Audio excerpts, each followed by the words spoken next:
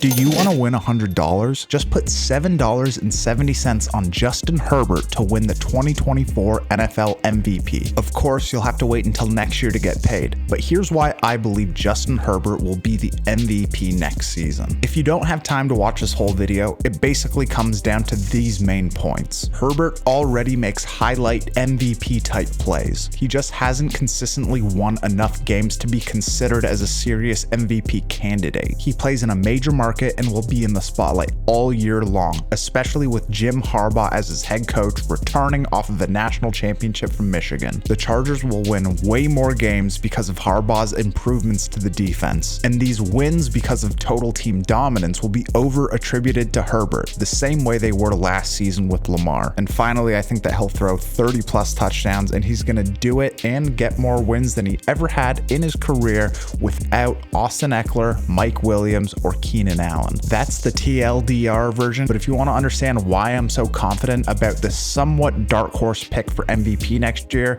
watch all the way through. If you have a working set of eyes and you don't fall for clickbait headlines like Emmanuel Acho's, Justin Herbert is a social media quarterback, then you know that Justin Herbert is an exceptional quarterback. Despite being an exceptional player though, he has played for extremely underwhelming head coaches, and that might be putting it lightly. It certainly wasn't our defense. Adam Schefter had a tweet last November that essentially tells the story of the Chargers and Justin Herbert's career so far. You probably saw it, but here's a refresher. When this was posted, the Chargers were 30-30 since drafting Justin Herbert, having scored 1,508 points and allowing 1,507. It's wild to try and indict a young quarterback as underwhelming or simply a highlight machine when his defense allows just as many points as he and his offense produces. But that has been the reality of Herbert's career so far. Brandon Staley led an uninspired defense who regularly collapsed in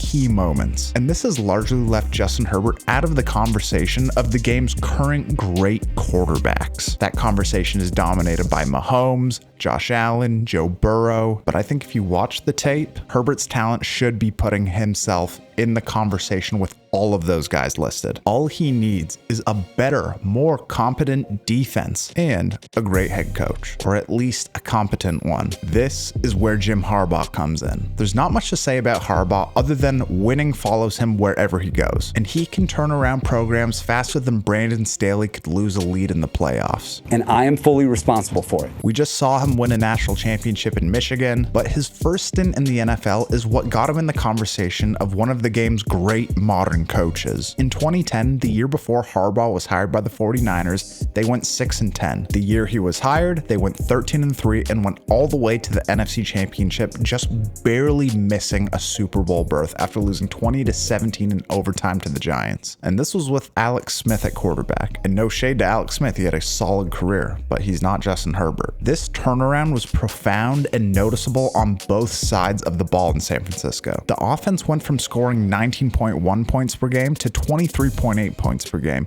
and the defense went from allowing 21.6 points per game to 14.3 points per game. Justin Herbert doesn't even need that drastic of a turnaround to help him stack more wins, which are vital in terms of the perception of who the MVP is, and we'll get there in a second. But I bring this up because Justin Herbert is 16-3 all time when his defense allows less than 21 points. The issue though is that that doesn't happen very often. In his first 4 seasons, his defenses have allowed 26.6 points per game, 27 points per game, 22.6 points per game, and 23.4 points per game. Harbaugh will bring an attitude to this defense that is already full of stars, and he'll help implement a rushing attack that will only serve to help Justin Herbert. Everyone saw that Greg Roman tweet after he was hired and were freaking out thinking that that would cap Herbert's ability as a passer, but it won't. It will only help him. If you can be more productive on first down, you can open up huge shots downfield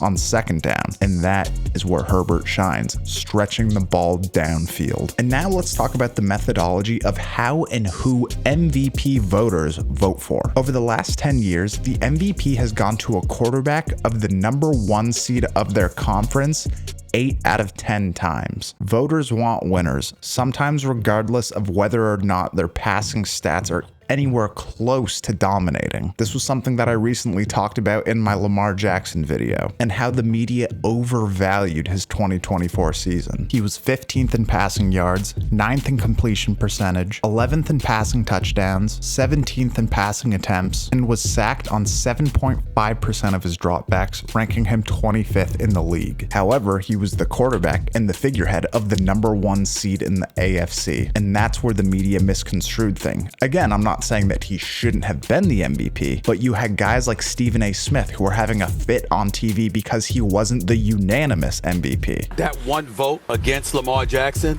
Stupid. that was a stupid homer vote. And that is absurd. There's been 2 unanimous MVPs in all of NFL history. Tom Brady in 2010 and Lamar in 2019, which was very worthy of being the unanimous MVP. But last year's performance from Lamar was nowhere close to that. Essentially what I'm trying to say is total team performance gets placed on the quarterback because they're the franchise leading figure. And this is where I think if the Chargers can turn the corner fast enough, which I think they will, that will be placed on Justin Herbert. The Chargers will become dominant under Harbaugh with their new rushing attack and with their defense. And Herbert's talent and generationally talented ability to stretch the ball downfield will be on full display. Add in the fact that he'll get 2 games against Pat Mahomes, and this will only magnify his perception, especially if he can win one of those games late in the season on a nationally televised event, similar to the Brock Purdy versus Lamar game at the end of last season. I think the Chiefs are going to have their backs against the wall to some degree when it comes to the Chargers biting at their ankles in the AFC West. Harbaugh is a disruptor, and he did it in the NFC West back in 2011. I think that the Chargers are very for real. I think they will be turned around fast. I think that they will be tough. They have weapons on defense. They have weapons on offense. Even with those big name guys going, they have enough talent. Look at the best receivers from San Francisco back in the day. Michael Crabtree, I think I might take Josh Palmer's raw ability over him, and look at where they're sitting in the draft. What if they can get Marvin Harrison Jr.? It would make things very interesting and this team very scary in the AFC West and the AFC in general. Justin Herbert is one of the NFL's best quarterbacks. He's one of my favorite and is a single 11 to 12 win season away from being truly considered as a superstar. And there isn't a single quarterback in this league who can consistently produce wins having 2 different head coaches and 3 different coordinators in their first 4 seasons. Harbaugh has shown his incredible ability to turn around organizations fast, and the Chargers, who are already full of great players, are ready for dominance in the AFC. I'm sure that this is going to be met with a lot of resistance, but consider it. Those are pretty good odds for a guy who's getting an amazing coach and who is already so talented. I love Herbert and the Chargers this year. I think it's going to be super exciting to watch, but you let me know what you think in the comments. Light it up and give me your dark horse pick. Don't give me the standard Pat Mahomes. Let's have a little bit of fun here. But guys, thank you so much for watching. Please like, comment, share, subscribe. Got a ton of great stuff heading down the pipeline this year and very excited to deliver it to you. So thank you for watching. We'll see you in the next one.